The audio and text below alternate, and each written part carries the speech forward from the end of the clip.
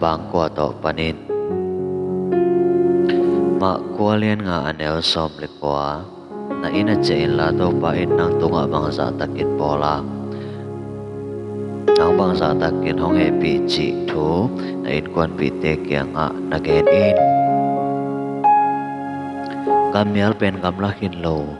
hi kamial nok din chin kamla pi pi a pasien tu bagen pen hoi ma sa ma hi hangin e bang kwa pen kamial na hi lai khak ding thei hoi ma sa hi in kwa ha lo kap in kam kwa ha masak pial ding hi lo hi e bang kwa che to pan ni ma kwa len nga songa isim chiang in doi be khat thu i mu hi atot chiang in kwa ma in len zo lo bek lo in si khaw na ngon to ki hen zo lo hi asong a doi tampi o ma hi manin han lak mol lak tinga asona zanin ku aw den hi ama le ama song them khong to ki koi ke ko pin si san nai san om si san nai san to ki dim hi Giêsu to ki mu chang in asonga om doi teng pai hia hi to pa jong lung nam ma mai hi kon kwang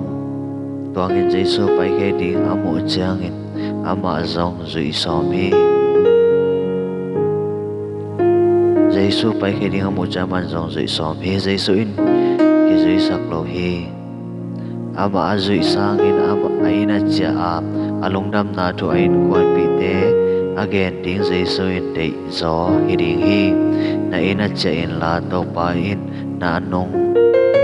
nang tunga bang za tak pola nang bang za tak in hong he pi chi thu na in kwan pi te kyang an again in chin sol hi mirang te in azak ma in a in kwan pi te in hi thua sak ding o Giêsu in dei sak zo hi lungnam pi pen ding te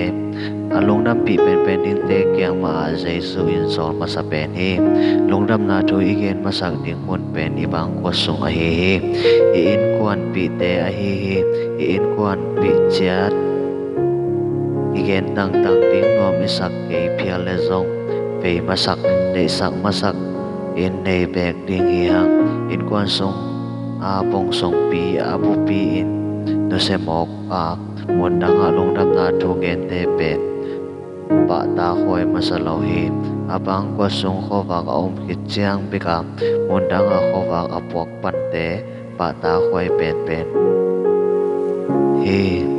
in kwa ha phot ni ngamwa masang nai ke ni ibang ko song te ka pan ni